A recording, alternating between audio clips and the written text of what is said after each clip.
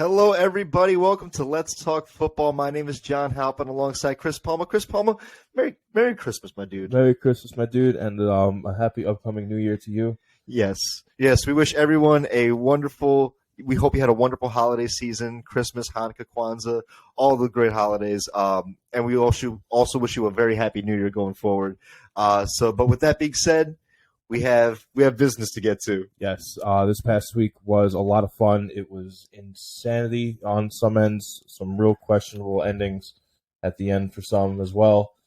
But it was fun. We'll get all right into it, but let's start with the Thursday night game of this past week, Week 16, against the Jacksonville Jaguars and the New York Jets. And the Jags easily taking it 19-3, but it looks like Zach Wilson is done with the Jets. Oh, yeah. I saw something today where the Jets were more or less going to get rid of him in the offseason.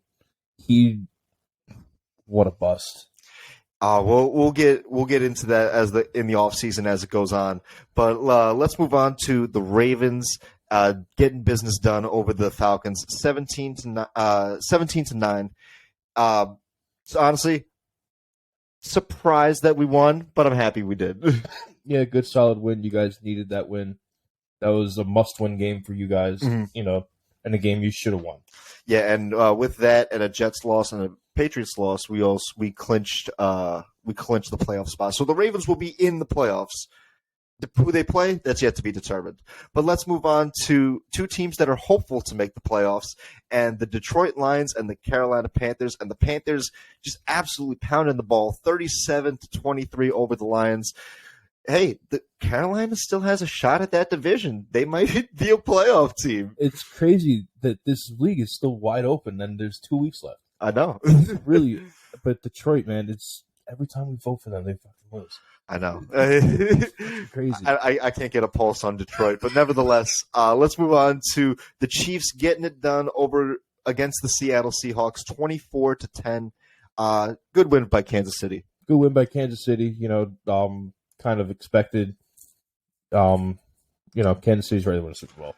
Yeah, they're going Super Bowl or bust at this point in the season. But let's move on to the New Orleans Saints getting a win against the Cleveland Browns, 17-10, low-scoring affair. But the Saints are still alive to make the playoffs too. Yeah, again, they're right there in the hunt. It's wide open, but it's so close. It's like a half a game apart across the entire league. Yeah, the addition of that 7th seed has really made the playoffs very interesting going forward. But let's move on to the Tennessee Titans losing to the Houston Texans 19-14. Man, and with that loss, the Titans fall out of the playoff race, and the Jags now have the lead in that division. Just wow. That Houston is playing spoiler right now. Pretty interesting coming out of Houston. Eyes up for next season, maybe. Hey, we'll keep an eye on Houston in the offseason. Let's move on to the Cincinnati Bengals getting the win in Foxborough, 22-18. I saw somewhere this was the first time they won in Foxborough since 1984. Oh, my God. So, this is a good win by the Bengals. Yeah, well needed for the franchise, but Joe Burrow is just nasty. Again, he's ready to win a Super Bowl, so it's a lot of teams that are ready to win a Super Bowl that are about to go up against each other in the playoffs. Oh, yeah, and it's so great to see. But, hey, a low-scoring affair, just kind of what we kind of thought. It was a very much-needed win for the Bengals and their playoff chances. Let's move on to Minnesota getting the win over the New York Giants, 27-24, in a great game to watch. This was a really fun game to watch. And Saquon getting a late touchdown brought the Giants back from the depths. Even though they lost, the Giants can clinch a playoff spot with a win this upcoming week. Yeah, the Giants control their own fate, but Minnesota getting it done again. Kirk Cousins having probably one of the greatest under-the-radar seasons of all time. Yeah, absolutely. He's absolutely on fire, but no one's talking about Kirk Cousins because, of course, of Jalen Hurts, Patrick Mahomes, Josh Allen. The young guns are doing it, but look at this guy. Look at the vet. He's right up there.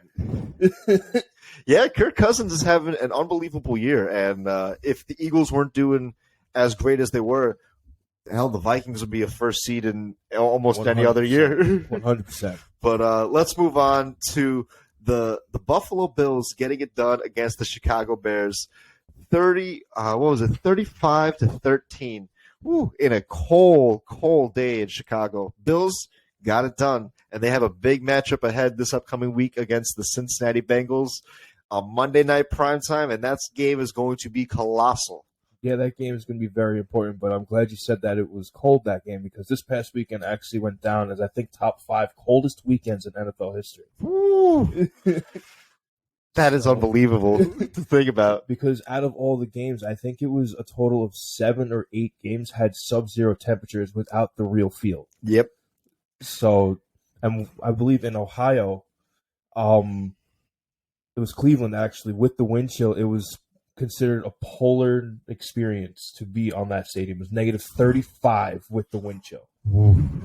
My God. Shout out to all the fans watching those games. That is not easy to do. That is dedication. Level. I know. But let's move on to the San Francisco 49ers getting it done over the Washington Commanders, 37-20. But man, Brock Purdy and the 49ers just on a 4-game win streak. The 49ers are just on absolute cruise control. Brock Purdy is just doing whatever he can not to lose them a game, because it's another team that is primed and ready for the Super Bowl. It does, at this point in time, for the 49ers and a couple of other teams across the league, It doesn't matter who's at the helm. They're just going to go out and they're going to play, and they're probably going to win. Yeah, absolutely. There's too much talent in this league right now. So it's there's just so many people that want to prove themselves. And, hey, the 49ers, I don't think anyone wants to face the 49ers in the playoffs. No, they would not. They are not the team you want to play. That is for sure. No, but let's move on to the Philadelphia Eagles and the Dallas Cowboys. And the Cowboys beating the Eagles 40-34, but it was Gardner Minshew starting at quarterback instead of Jalen Hurts. Now, we talked about this one last week, and this was we kind of, at the time, we didn't know if Jalen Hurts was going to be completely out. There was still speculation that he may have returned, but ultimately it was Gardner Minshew. But they were still a pretty solid team on just turnovers. There were just so many turnovers between the two teams. Yeah. The game started off with a pick six by the Eagles, but ultimately the Cowboys came back and put up a 40-piece on the Eagles. So a good win by Dallas, but that really kind of solidifies them as the 5th seed and probably going to play the winner of the NFC South in that division. So theoretically, the Cowboys can still win the division. They would need to win out, and Philly would need to lose out, but that's probably not going to happen. As improbable as it is, if Gardner Minshew stays in the quarterback position, because it's still uncertain when Jalen Hurts comes back. Mm-hmm. He's still uncertain for this upcoming week at the very least. So if he doesn't play this week, Gardner Minshew will have to play another week. Mm-hmm. Losing out is more probable in Philly's future than not losing out. Mm-hmm. If Gardner Minshew can win them one out of the final 2 games, it'd be great. Yeah. Well, they play the Saints this upcoming week, and then they finish off with the Giants. 2 very tough games. So it's going to be tough, but I think you could probably get it done in the Saints, and then they'll just clinch that first round bye. Possible. But hey, either way, like we mentioned last week, this is probably round 2 of 3. We're probably going to see this rematch sometime in the playoffs. Yeah. I agree with that. So let's move on to your Pittsburgh Steelers getting it done over the Las Vegas Raiders, 13-10, and winning on the spirit of Franco Harris, right? Yeah, the final play, which was Cam Sutton's interception, Derek Carr threw it. The ball was out of his hand at 32 seconds left in the fourth quarter, and Cam Sutton picked that ball up at the 32-yard line on the Steelers side of the field. Mm-hmm. So thank you to the spirit of Franco Harris. He lives with us forever. Yeah. Good win for the Steelers. And with that win, the NFL has now flexed our game to Round Sunday 2. night primetime. So that's going to be great. We have so much to talk about for that one. But great win for the Steelers. This win over the Raiders keeps them alive in the playoffs. And I think you also eliminate the Raiders as well, because I didn't see that. They are very so far out of the hunt now that it would need a lot of things to go a certain way just to hit a wild card. Just to hit a wild card spot. Yeah, they may be statistically out now. So I think there's like a 1% chance, but between both teams had a 7% chance to make it to the playoffs. With the Steelers, they now make it a 14% chance. So they double their chances to make it to the playoffs. But a good win. Yeah, I'll take that. I'll take the win. Much needed win. But I'm really loving this duo combo from Pickett and Pickens, man. They really are going to be something to behold.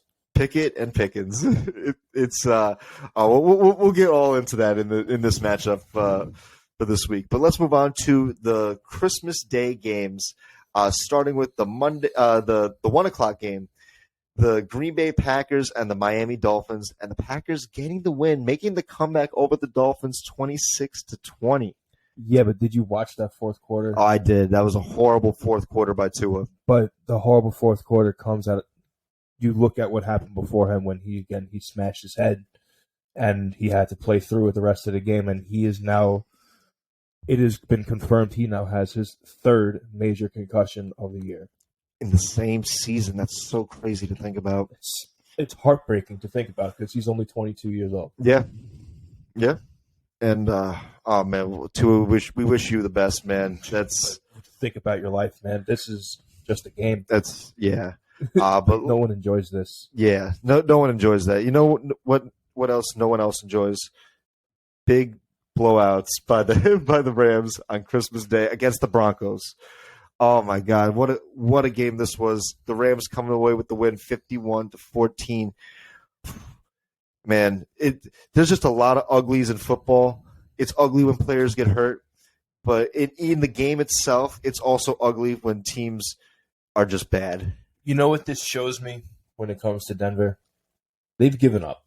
Yeah, because not only did they take 51 points from Baker Mayfield, the number one defense took 51 points. Keep in mind that. The head coach is now fired because there was a fight between the lineman and the backup quarterback after the game. Fists were thrown. Suspensions are coming. I don't know what the names were. Suspensions are on the way in Denver. Mm-hmm. They got rid of a defensive back who has been there for a couple of years. The name defeats me. Mm-hmm. They've now since got rid of their offensive coordinator and their assistant coach. So you want to talk about rolling over and just said whatever? It's Denver.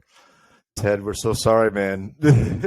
Sorry for Broncos fans because this has been the year from hell. Even their wins have been ugly wins, and it's just so pathetic to see the Broncos now. And I'm glad that we got all their primetime games out of the way early. But they should not have been on primetime as much as they did, man. Knowing what we know now, like the team that it is. Between them and the Colts, it's just they got too many primetime games. Oh my God! I know because remember that Monday was the Broncos Seahawks. Yes, it was, and it was just ugly, very ugly to see. And you want to eat some more uglies? How about Tom Brady getting a win over the Arizona Cardinals? 19-16. You want to hear a stat? Yeah. So Tom Brady had 280 yards passing. Mm-hmm. 220 of those yards came after yards after catch. Yak, as they say in the statistical category. Oh, so you're telling me that his arm power is almost gone. So I'm saying Tom Brady is – you were dead on correct saying that he's going to have his worst year. He is a shell of himself this year. So – good call on that. Looking back 17 weeks, you thought I was absolutely out of my mind. You know what it was? I thought the team around him was still good, but they can't run the ball. They can't generate the ball. A pass rush. They can't catch the ball. It's just very ugly football to watch. Yes, it really is. It's almost upsetting to watch, but at the same time, there's always that little bit from the 20 years of watching Tom Brady get it done in the AFC that's like, this doesn't hurt that bad. And I'm not going to say it's fun to watch Tom Brady hurt when it comes to the game, but it definitely doesn't feel bad watching him struggle. I will say, to me, I don't want him to be hurt or anything, but I do But for him to be playing bad, it's just great to see. This is some of the worst football we've seen out of Tom Brady since. Think about it like this too. Peyton Manning's last year, he looked horrible. He played terrible his final But the season. team was well constructed. Right. And then they kind of carried him to the Super Bowl and won it.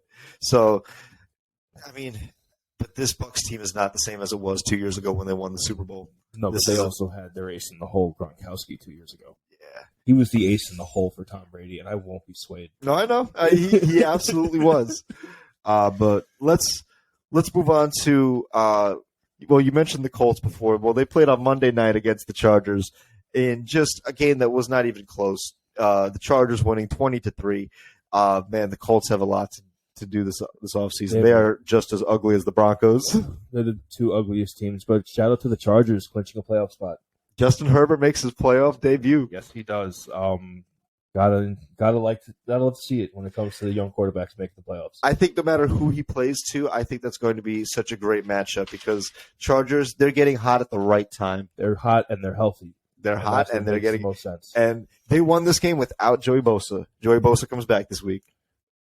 Joey Bosa is starting to surprise me with how often he's off the field. Yeah, but Khalil Mack, he was a menace on the field on Monday. He's been a menace. In Chicago, I thought he was kind of he was kind of being overpaid in Chicago. Mm-hmm.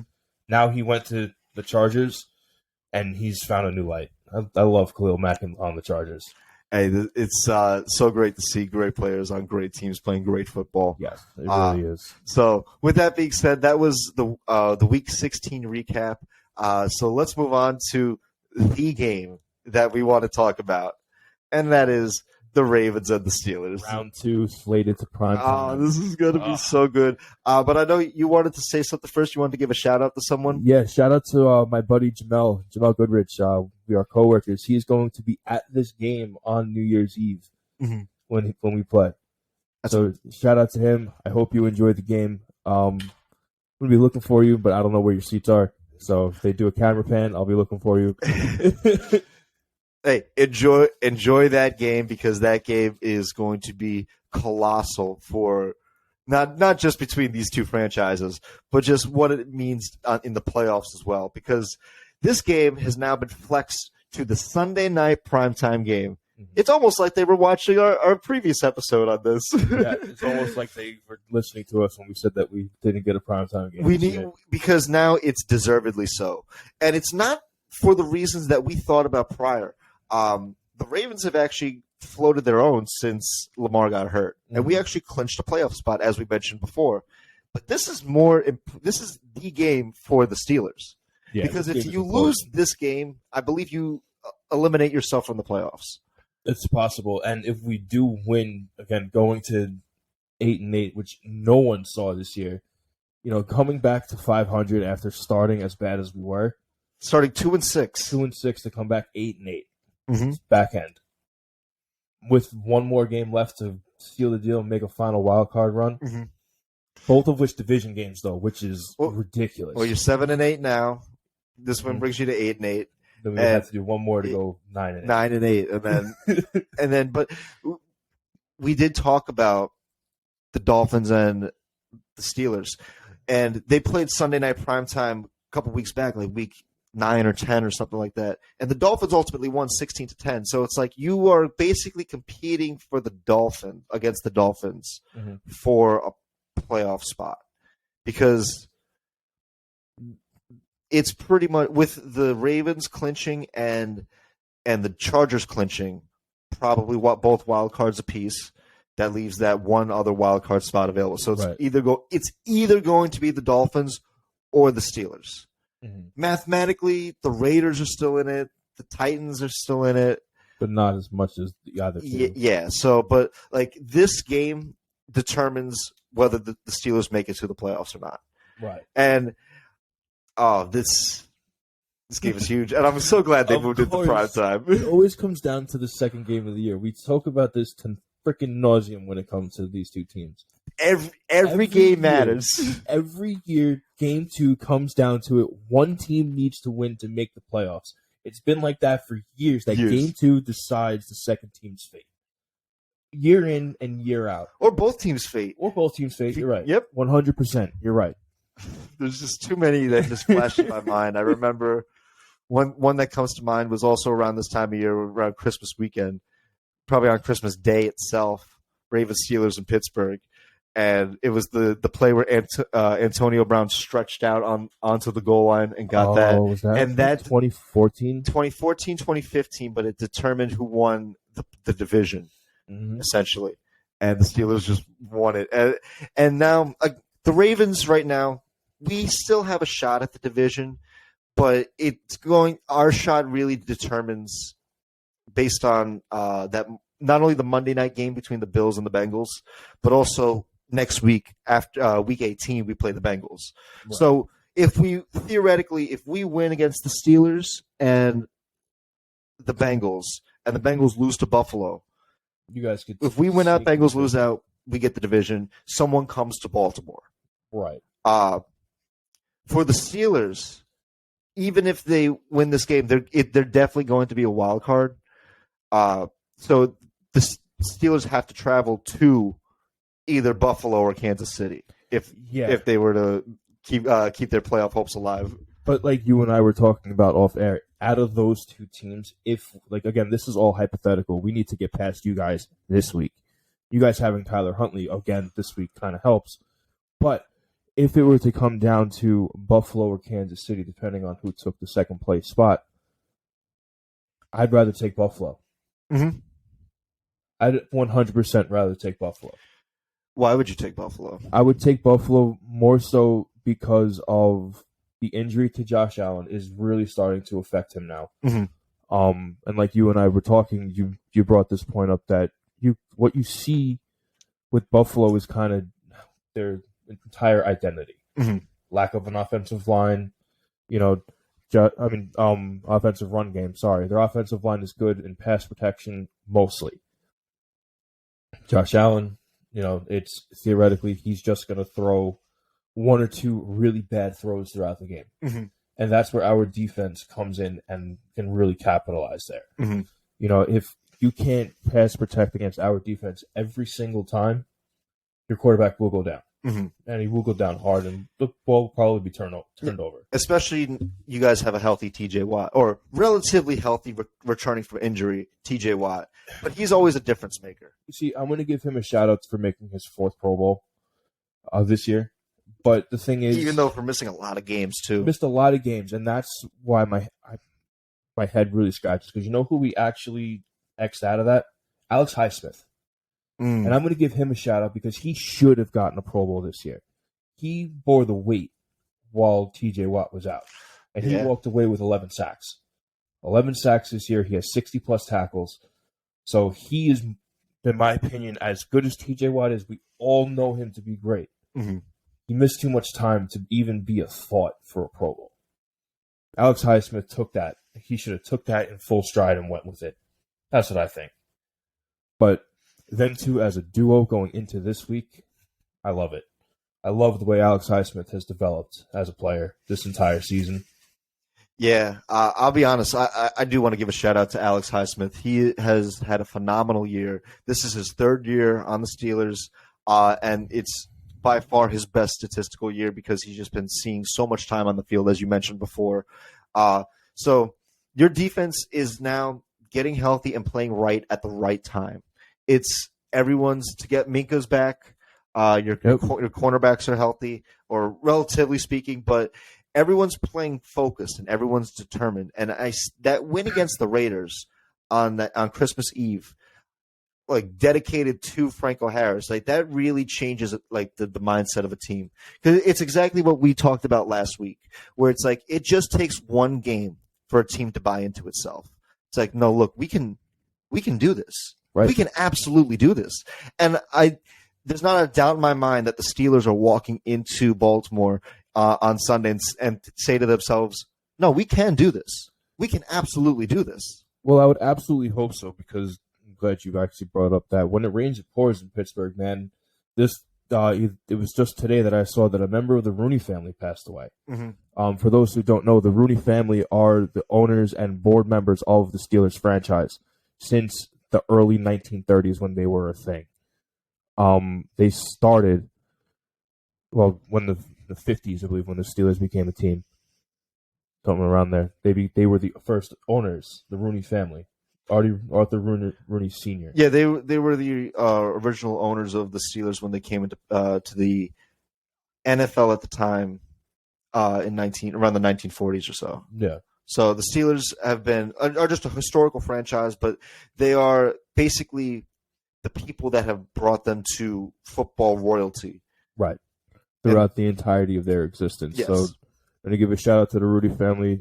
John Rooney was his John name. Rooney was the man who passed away. He was the son of Arthur Rooney Sr., the original owner of the. But that's the thing. The Rooney family, and I'm glad you brought up the Rooneys, because that's one thing that I don't think we have talked about either last year or this year, is the Rooney family specifically, and what it means to be a Steeler and what it means to play for the Rooneys. The Rooneys are they had they envisioned what the Steelers could be as a team, and it started in the 70s with you get Chuck Noll as your head coach, and then you get you just draft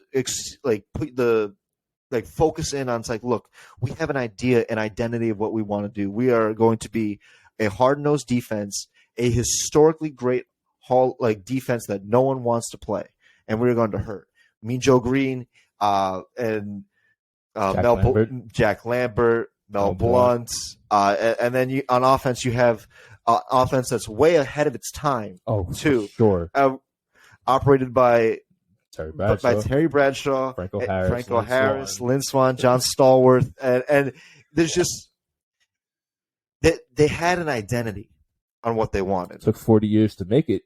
It took 40 years to make it, but they made it. Also, they had an idea.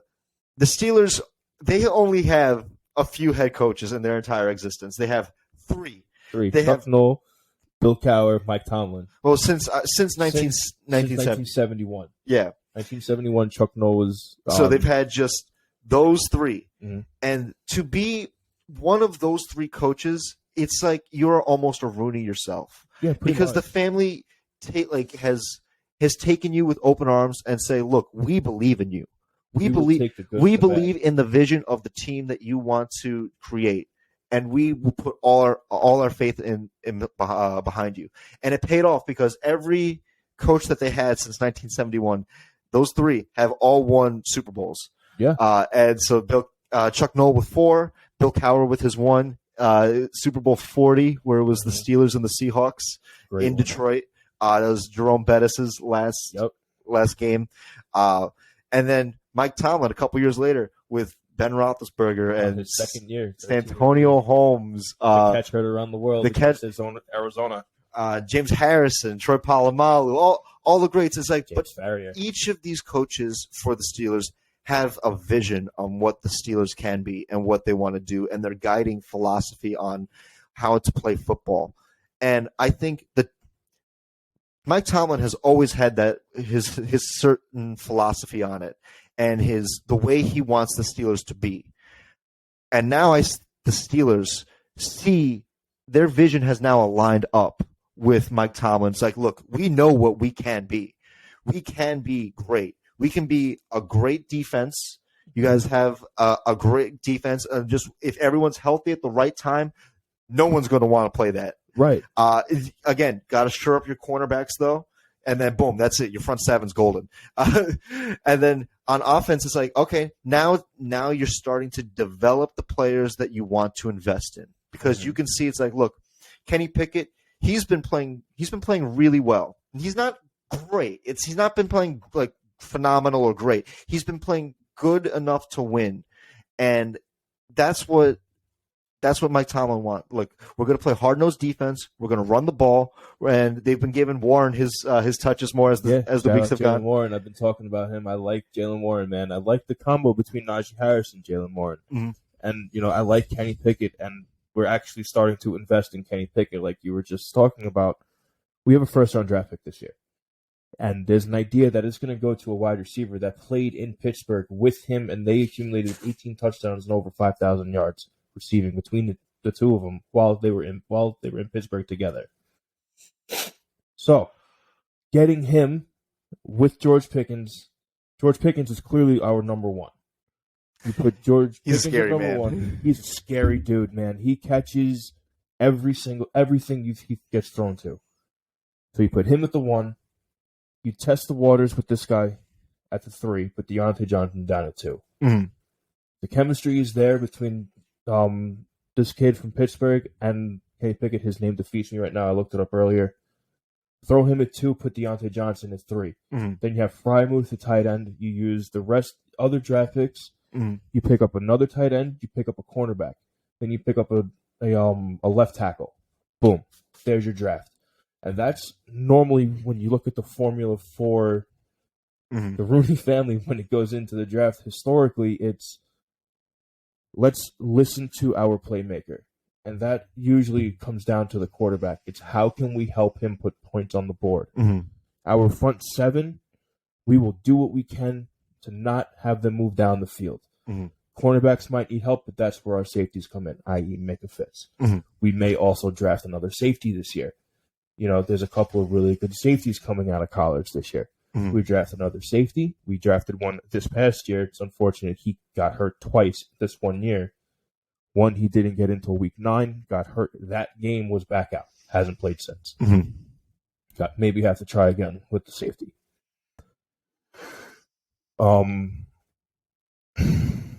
Or, again, you drop down and you get a quarterback. Cam Sutton starting to develop. I'm going to leave him be. Mm-hmm. You need someone on the other side. Witherspoon can't do it. Levy Wallace can't do it alone. Mm-hmm. He's more cornerback number 3 versus a cornerback number 2. Mm-hmm. I like Levy Wallace. We need a number 2 solid. He is a number 3 solid. We need a number 2. Mm-hmm. That's what I see when it comes to the Steelers. But you want to prioritize getting that wide receiver for Kenny Pickett, though. I think so. I think that would be the answer for right now for our offense. You want to load up a little bit more on offense because you know what your defense can do. They can they can shut down and you know what it is too against the Raiders. That's a great blueprint because the Raiders we know exactly who Devontae Adams is. We know who Josh Jacobs is. These are the best guys the top guys at their position, and like Josh Jacobs, he's been having a phenomenal year. Yeah. Probably his best year to date, quietly under the radar, and I don't think anyone really has understood that. And because since like week 6, they've been just running the ball heavily, and you called that out that week too, that they needed to start doing that. They did, and thank God that they did because they've actually been having success and actually winning games at that point. But we know what Devontae Adams is too, and we know that when they try to throw him the ball, we know he's a playmaker, and he could easily be the one single person to break open a game. But the Steelers showed that we can shut down both your best running back and your best wide receiver, despite our flaws. And it's despite our flaws, and we're still going to get it done to hold the Raiders to 10 points. To 10 points for the duration of that game. The defense has to really be buying into itself, where we limited Devontae Adams to 15 yards on 2 catches. Yeah. Josh Jacobs, he was a non-factor the whole game. We could do this to anyone. We can do this to literally anyone. And so that's why, oh man, this game it's going to be so much better than that first game because it means so much more. And now the Steelers and the Ravens, they're different teams than when we were just 2-3 weeks ago. Yeah, which is pretty crazy to even think about because of the momentum shift. You were talking about it last week, how we were kind of on an upward spike. You guys were on a downward slope. You guys win, so you guys kind of started paralleling out, but we won as well. And we're coming off of an emotional victory heading into yet another emotional week. Mm-hmm. So, again, emotions are running high. It's, again, going to be up to the veterans to do the same thing they did last week, which is hone in the young guys to really come in and do their job and do what they need to win this game. Mm-hmm. This game is this game reminds me, like, going into this game a couple years back, Unfortunately, the reason why I remember this game, it was a hit that was between. Oh, I believe it was Ray. No, it wasn't Ray Lewis. It was on our middle. It was it was James Harrison and Darren McFadden. It was a halfback cross seam over the middle, helmet to helmet. Both players went down. Ridiculous hit. I remember watching it, but that entire game had this entire angst to it. I believe that was the year. It may have been the year we went to the Super Bowl. That may have been the week 2, our second time around, because it was around Christmas time again. And I believe it was snowing. And I believe there's a forecast for snow this week too. Yeah, it's cold as hell up here in the Northeast. It's gonna be fun. I can't wait for this game, dude. I'm so excited. It's gonna be so good. So, like we talked a lot about the Steelers there. I just want to give my honest assessment about the Ravens. Go ahead.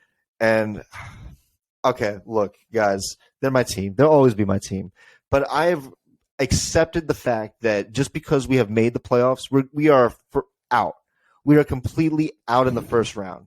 Because it's a one and done year, you think? If Lamar does not come back, that's the thing too, is Lamar is like he is the Ravens. And as the season has gone on and how the Ravens have really chosen to this, you know what this reminds me of on a grander scale that I've seen before that the Ravens do with Matt Judon. And I remember we had Matt Judon, for those of you who do not know, he is an edge rusher currently on New England. He was drafted by the Ravens, and he did well for the Ravens in his first couple years. He ultimately wanted a long-term contract. Ravens just franchise tagged him, and then ultimately he hit the open market. Bill Belichick was like, "I'll give you a big bag of money if you beat people up for me." And now he's in New England. And now he is still one of the best edge rushers. Now he has, I believe, 16 sacks this year, something like that. Yeah, he is a man on a mission. And I remember, like you and I, we were talking at the time, and I'm like, we should pay this man. Yes. We should absolutely pay this man. There was no excuse not to pay because you look at and now with Lamar, it's on a grander scale because it's not an edge rusher; it's the quarterback, the person who our entire offense, like we have a specific offense tailored for this one person, and for him to be gone and to not play games is so disheartening because it's like I cringe my eyes every time I see Tyler Huntley take the field because I know he's a good backup, but he's a backup, man. Like I don't want he's had 115 passing yards against the Falcons, and I know obviously he did run for a couple more, but our offense is just not that dynamic. It's like this game, the first person to 20 wins. The first team to 20 points in this game is going to win. It's take the under if you bet games like that. Take the under because this is going to be a low-scoring defensive chess match. I know we say that a lot, but it's really just to some of the greatest football minds in John Harbaugh and Mike Tomlin in a crucial game that matters. That matters so much in basically the Steelers' second home. For the Ravens, their second home is Pittsburgh. So for sure, we both set roots in each other's stadiums. You know, and again, we spoke about it last week that the two coaches have the longest outstanding record of playing each other in consecutive games as head coaches. This is just another one to the board, and this is going to be another one that's going to come within one possession. Yes. So just like last week, the last time we played, it came within one.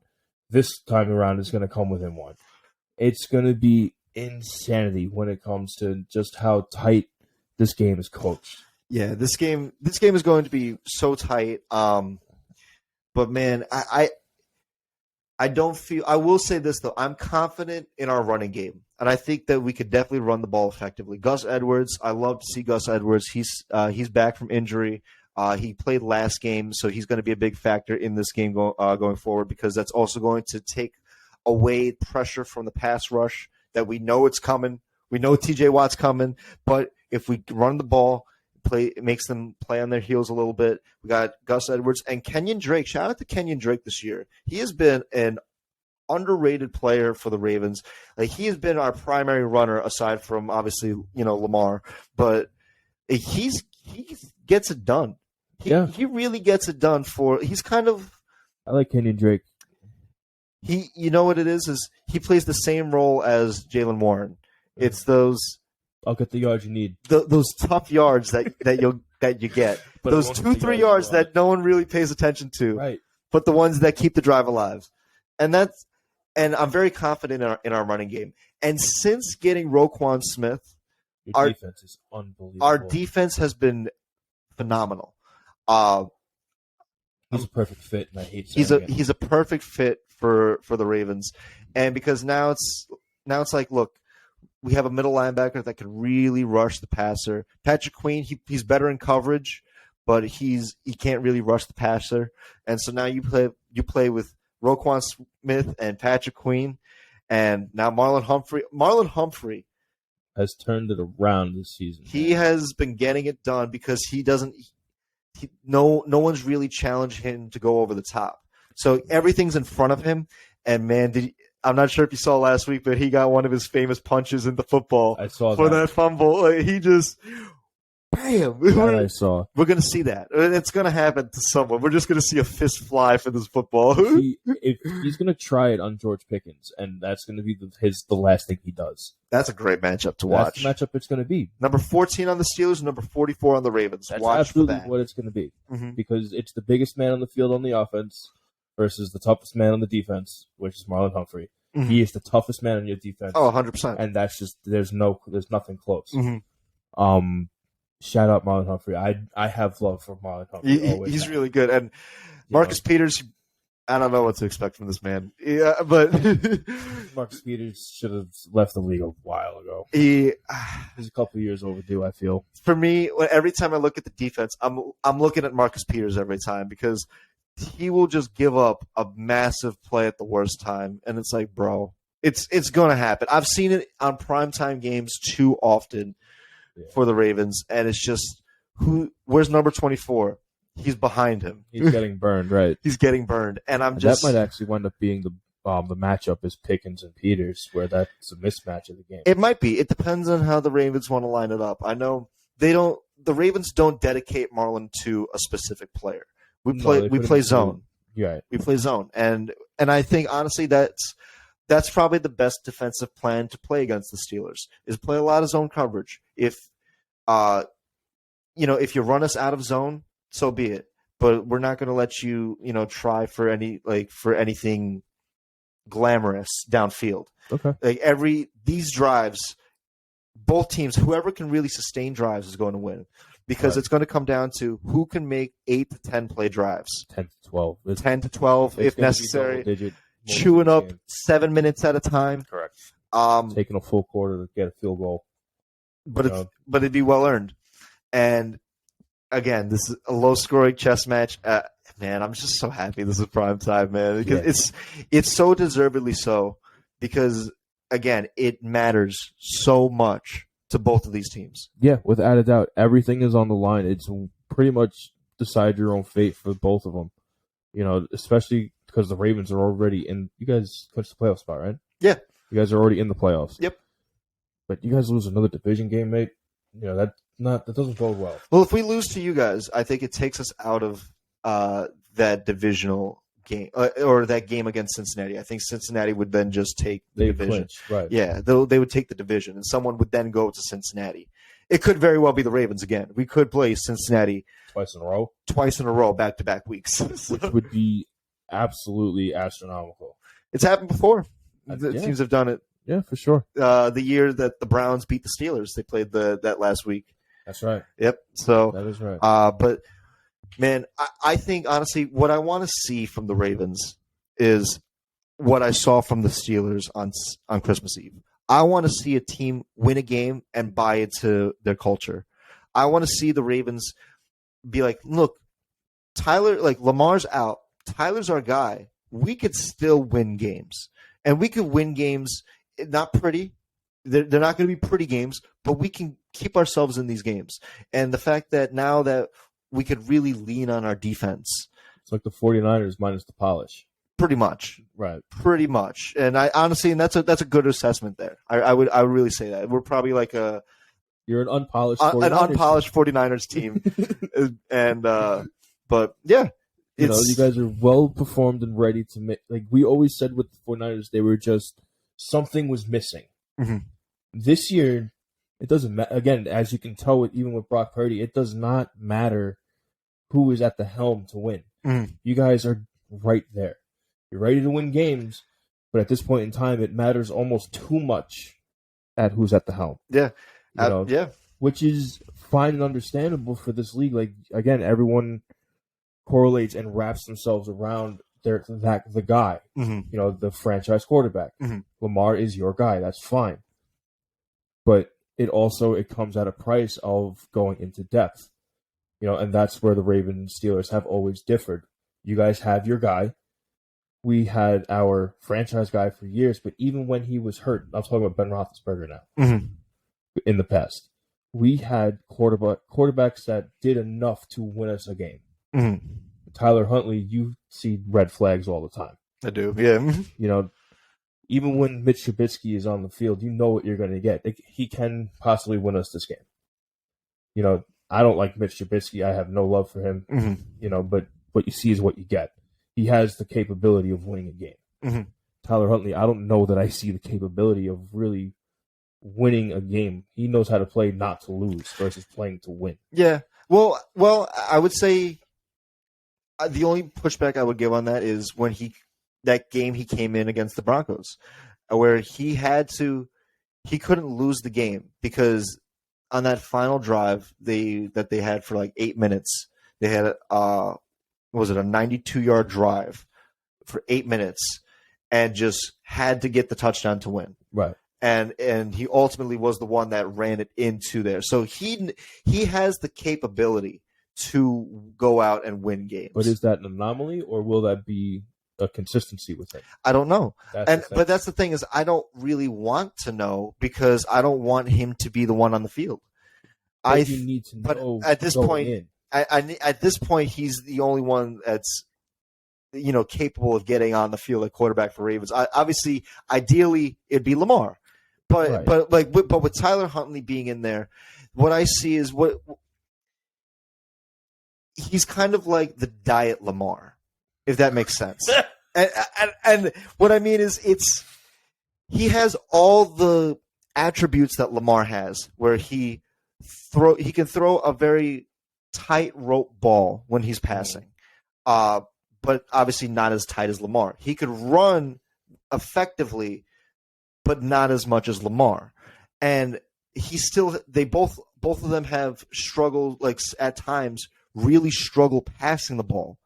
But Tyler Huntley's, when he struggles longer than Lamar. He can't shake it off. So like he's kind of like the mini me Lamar. He's just like that store-bought Lamar, but he can win games, and obviously, you know what it is John Harbaugh. He believes in him, and I think that Tyler's starting to believe in himself. And that win against the Falcons, it was again an ugly win, but in John Harbaugh's speech after the game, he said, "This is a character win. This was a gut check moment. It's like, are we the team that we think we are?" And the team is starting to. That's starting to resonate. It's starting to be like, look, we could have easily lost that game against the Falcons, and not like it's the Falcons, but you play who you play. And if we lost that game, oh man, our mindset would be so sour going into this one. But it's like, no, we can do this. Right, we can win. We can do this, and I think both teams walk into Baltimore with that same mindset. We can do this.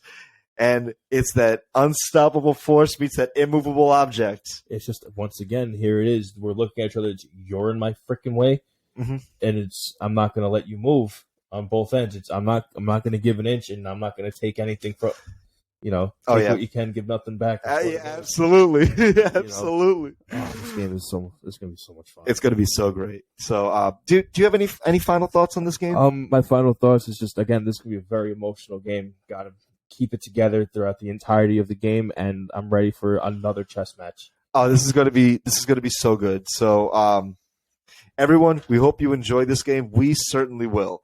But before we decide who our picks for this game, let's decide some picks before this game, before the Sunday night primetime. Let's start with Thursday, right? So let's start with the Dallas Cowboys and the Tennessee Titans. Thursday night game. Tennessee needs this in order to stay alive. Out. Yep. So this is a winner go home game for Tennessee. So let's see. Who do you have this game? I'm gonna go with Dallas. Okay. Tennessee is really starting to unravel a little bit. Dallas is primed for the playoffs. I'm not going to say anything more than the playoffs because they're notorious for losing one out in the playoffs. So, but they are ready for a playoff run. I'll give them that. Mm-hmm. Tennessee is going to see themselves out this week. Man, I think I agree with you. I think Dallas is ultimately going to win, but man, King Henry's going to show his might. He's going to show his might. He is going to be a man on a mission, and Derrick Henry primetime. That's a great combo. Love it. That's a great game to see. So, Arizona and Atlanta. It's a must win for Atlanta, or are they out already? No, Atlanta's still technically in it. They have to beat the Bucks this week. Oh no, sorry, they have to beat the Saints this week or so. But the Arizona, mate. I'm sorry. I'm thinking next week or so because they do have another divisional game next week. I'm gonna give it to Arizona.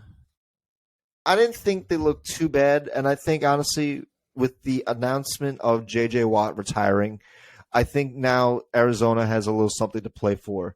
Because J.J. Watt did say he is going to retire after this year. Yes. Shout out J.J. Watt. So he, on Sunday night, on Christmas Day, he played his last home game of his career. Yes, he did. So now it's all on the road for Arizona. And I think, honestly, they could play spoiler. I'll give it to the Cardinals. All right. I'm going to go with Atlanta. I feel like they have a little bit more sense of desperation with this one. Okay. Mariota's playing pretty well this year. Well, but it's Desmond Ridder starting. Oh, it is Desmond Ridder. You're right. My decision doesn't change. I'm going to play double tap on this one. Okay. Going to Chicago and Detroit. Give me D-Town all day. They're home, right? They are home, and I love Detroit when they are home. Maybe 40 spot. I'll say 30. They throw a 40 spot on Chicago, that would be upsetting, but I am going to go on Detroit as well. The upsetting what's coming out of Chicago right now. Hopefully they can get it together in the offseason. Mm-hmm. Jacksonville and Houston. Give me Jacksonville. They're getting hot at the right time. This is their second go-around. The Jags did lose to the Texans 13-0 earlier on in the year. But this is a different Jags team than earlier in the year. Much like we said earlier that this is a different Steelers team too. So, but the Jags, they're getting hot at the right time. I'll take Jacksonville. I will take Jacksonville for this round too. But again, I'm going to keep my eye out for Houston. They know how to stand in and throw punches. So they're that feisty team that could just very well play spoiler this week. Yep. Denver and Kansas City. Isn't even a question. I'm taking Kansas City. Denver. We'll talk about you in the offseason. Yeah. There's a lot going on with you. Miami and New England. With Teddy Bridgewater and quarterback. I'm taking New England. I'm sorry. I saw what they look like under Teddy Bridgewater, and Miami, if they're not that dynamic, it really not only affects their offensive production, but their defense as well. Their defense is not as efficient as the game goes on. So I'm sorry, T. I'm taking New England. I want your Dolphins to win, but I don't really believe in Teddy Bridgewater. Yeah, sorry, T. I got to go with New England on this one, and I think this is going to do away with their playoff hopes as well if they lose, because it's a divisional game, and I believe it would. Well, Miami would just need to win one more. They win, they're in. If they get to 9 wins, they're in, because again they're fighting for you. Right, they're fighting against us. And they have that tiebreaker over you. Mm-hmm. So even if you get to 9 wins and they get to 9 wins, they would go in because of that tiebreaker. Right. All right. Indy and the Giants. Give me the G-men. They're just the better team, and honestly, I think that for them to go toe-to-toe with Minnesota, I think be like, man, that's a hard-fought loss. If there was ever a good loss, I think the Giants had it last week. But I think that they're just clearly the better team over the Indianapolis Colts. 100%. I'm going to go with the Giants as well. Indy is full of trouble. Mm-hmm. They better get it together in the offseason. Yep. New Orleans and Philly, Gardner Minshew with the possibility of starting. I'm taking Philly regardless. I still think that for Gardner Minshew to put up 34 points on a better defense than New Orleans defense, because Dallas's defense is pretty good, better than New Orleans. But I'll take Philly, and Gardner Minshew gets it done, and they clinch that first seed. Yeah, I'll take Philly as well. I feel like this is one of those final 2 games, if Jalen Hurts does not play, that Gardner Minshew can pull away with and win. Mm-hmm. Philly is one of those teams that is just well polished and ready to win a Super Bowl. It doesn't matter who's there; they're kind of on autopilot at the moment. Yeah. Carolina and Tampa, ugly game. I'm gonna take Carolina in this one. Since Sam Darnold has started, he's put up over 30 points in both of the starts. Right. He had 30 points against Seattle, and then he put up 37 on Detroit. We know that the Bucs, their defense is not as good as it was in years past. But sorry, we just heard like a clicking or so. But I'm going to take Carolina over Tampa. Yeah, I'm going to go with Carolina as well. I have no reason to say that Tom Brady's going to have a good game. He's been playing absolutely shit all year. I'm glad you gave you the credit where credit is due when I made that claim at the beginning of the season. Absolutely. But yeah, Carolina's going to win this game. Cleveland and Washington. I'll take Washington. Return of Carson Wentz. Is it really? Yes. I'll still take Washington. Yeah, I'll take him. Throw some monkey wrench in it though. I'm going to go with Washington as well. But they have more to play for than Yes, Cleveland. absolutely. Cleveland's already eliminated. Washington's still playing for a playoff spot. Yep. So San Francisco and Las Vegas. Give me San Fran, but I think this is going to be an ugly, low-scoring game. This is 5 in a row with San Fran. This game is actually – we talk about our Steelers-Ravens rivalry, but there was a rivalry between the 49ers and the Raiders. In the 80s. Yeah, back in the 80s, and that was a really nasty rivalry. Joe Montana and Jack Tatum, baby. That's what it was. It was just so ugly, and but this is going to be another rivalry-style games, and I would love to watch this game, actually. But I'll take the 49ers. I'm going to take the 49ers as well. I like to see more of Brock Purdy. It's funny, the talent that's coming out of Mr. Irrelevant, but the team is, again, very well-oiled and ready to win. Mm-hmm. Let's move on to the Jets and Seattle. Jets, their playoff hopes rest on this game because I think they are still alive. Because, yes, they are still alive because they have the tiebreaker over Miami. Yes. So the Jets need to win out, Miami needs to lose out, and the Steelers need to lose out. Yeah, for the Jets to get in. Yeah, for the Jets to get in. Because the Jets also beat you guys earlier this year. So they have the tiebreaker over Miami and over us as well. Yeah, but the Miami does play the Jets week 18 as well. So it may come down to that game too. But I'm going to take Seattle to just eliminate the Jets entirely. Seattle they can still make that 7 seed. And I think realistically the NFC is a little bit more open than it is in the AFC. The AFC is pretty much clinched. We know more or less who's going. We know pretty much 6 out of the 7 or 5 out of the 7 teams that are definitively going. Right. So, but I'll take Seattle to sneak in there. Yeah, I'll go with Seattle as well. I like the way Geno Smith is playing a little bit better than the way the Jets are playing. But something that I saw is that Mike White is going to lead the helm for the Jets for the rest of the year. Injured? He's in. Oh, my God. Mike White's in. Oh, my God. They'd rather put in a broken man than put in Zach Wilson. He's in. Oh, my God. Go Minnesota and Green Bay. I'm taking Green Bay, actually. Yeah. Okay. It's, again, rivalry weekend. It is rivalry weekend. There's a lot of good rivalry games this week, but next week every game is a divisional matchup, so that's also the rivalry weekend. But honestly, Minnesota and Green Bay. Now, Green Bay is not the same team as it was earlier in the year. They're getting hot, winning good games, and some games that obviously they really had no right to win. But it really started that turning point in Dallas. that win against Dallas really kept them alive. And, you win against Dallas, you lost a lot of games that they shouldn't have, like Detroit and so on and so forth. But we know what Detroit is now. We know that they are a more than capable team. We know what Minnesota is. We know Minnesota is a very well put together team, but we know that they are the definition of inconsistency too. Like they could win games, but they can lose games bad. You're not wrong. Like there was they were down 33-0 at one point. Granted, they won the game, but to be down 33 points, that's a big problem. I think Packers are going to lean more on their running game, and I'm going to take the Packers over Minnesota. All right, I respect that. I'm going to have to go with Minnesota on this one, though. Justin Jefferson is putting his name in the hat for MVP candidate. I would love to see Justin Jefferson win MVP. This man, I believe I saw something that he needed a total of 24 catches to beat the record. In next 2 games, he needs 24 catches, and he needs about 360 yards in 2 games. He could do that. To break the record. He could do that. To get to 2,000 yards in a season. And no wide receiver has ever done that. Yeah, so I would love to see that. So he does both. He's MVP. Absolutely. So I'm going to go with Minnesota on this game. The Battle of LA, the Rams and the Chargers. Battle of LA. Give me the Chargers on this one. Yeah, man. They're getting hot at the right time. This is a sweep. The Rams are a bunch of misfits. Mm-hmm. I'm going to go with the Chargers. Sorry, Bates. So, okay. Brings it right. For whom the bell toll, it tolls for thee.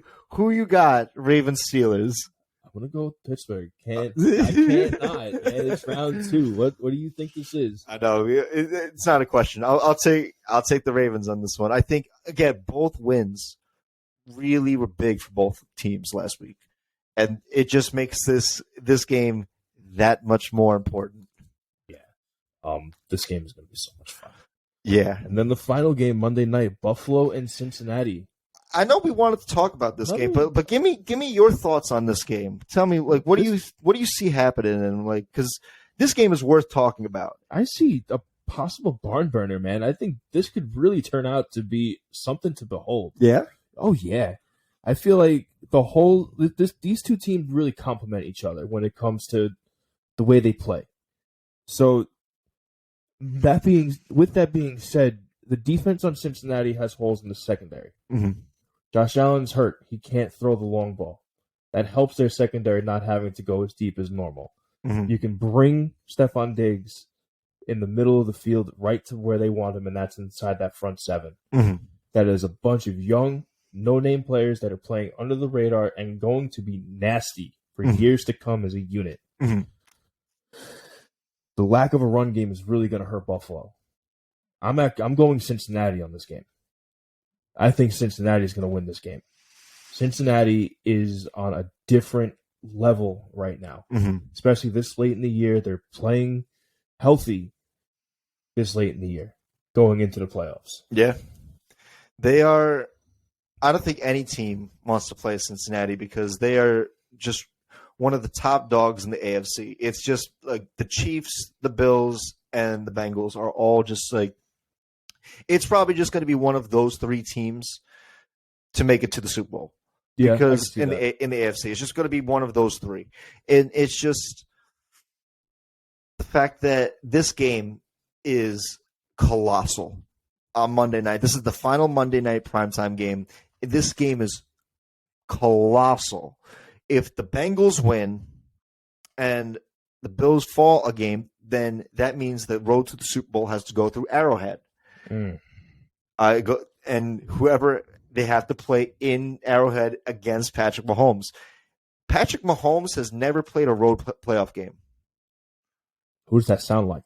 It sounds like Brady a little bit, but that's a generational superstar. And it's just, but he's doing it at like every year seems to be MVP caliber year, and he is having an unbelievable year. But Joe Burrow is just right behind Mahomes too. He's got ice in his veins. They're getting healthy at the right time, and they're playing a Bills team where they're hurt, but they could still put up 30 points easily in a game. And if their defense isn't there, like that against the Dolphins were able to put up 20 29 points. It was Something like that. something like that. So teams can still be in the game. I think this game it's going to be in the fourth quarter, last possession. Who can drive down the field and get the game-winning score? Whoever has the ball last wins. Essentially, Yeah, exactly. I too am going to go with Cincinnati. I think this is going to be an incredible game, a colossal game, and if the Bills win this, then the road to the Super Bowl goes through Buffalo. Insane. So it is going to be insanity in these next couple weeks. Absolute insanity. All right, guys, there you have it. It's Ravens Steelers round 2. That's the game that we wanted to talk about. But there's a bunch of great games on this slate. Please leave a like, a comment, subscribe. Let us know which game you're excited to watch. We're excited to watch just about every game on the slate, but Ravens Steelers, man. Absolutely. It's Prime going to be time in the weather more than likely. It's time. It's Thank you, time. guys. We'll catch you guys next week.